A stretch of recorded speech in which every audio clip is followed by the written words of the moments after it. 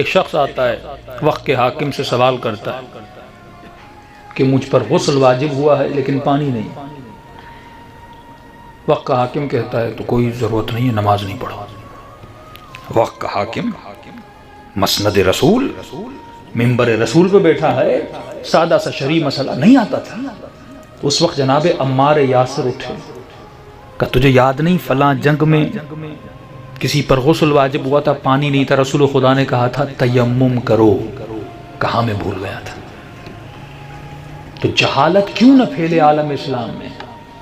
آج میں مکتب اہل بیت کے ماننے والوں کو کہتا ہوں فخر کریے کہ آپ اس ایسے مکتب میں رہتے ہیں جو مکتب علم ہے، لیکن آپ کو علم سے دور کیا جا رہا ہے. ایک چیز ہم نے بچا کے رکھی تھی اور جس کے لیے ہم لڑ رہے تھے وہ تھا ممبر، کہ ہم ممبر پر کسی جاہل کو آنے نہیں دیں گے. ممبر پر وہی آئے گا جو علم علی کہاں میں ہوگا.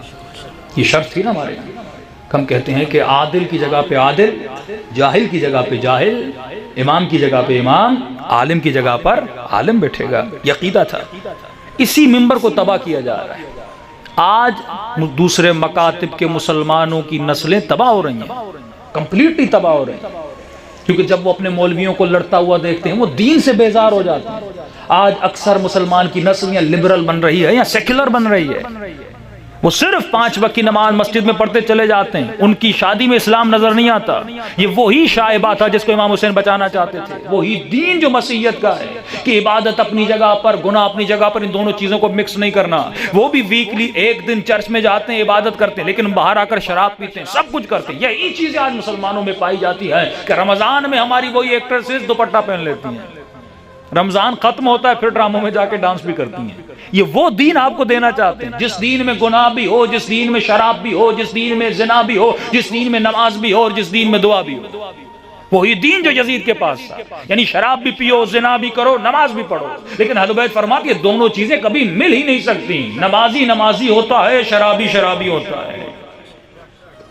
کہ کبھی حالت نشے اور شراب میں لا تقربوا الصلاۃ، نماز کے قریب بھی مت آنا اگر نشے کی حالت میں ہو. یہ جملے جو امام حسین فرماتے ہیں مثل لا یبایع مثل یزید، حسین جیسا یزید جیسے کہ بیعت نہیں. بولا کیوں نہیں کریں گے؟ فرمایا وہ شارب الخمر ہے، شراب پیتا ہے، دین خدا کو پامال کرتا ہے، گناہ کو علی اعلان علنی کرتا ہے. ایک مرتبہ آپ چھپ کے گناہ کرتے ہیں، آپ کے درمیان اور خدا کے درمیان ایک مرتبہ قبح گناہ گر جاتا ہے.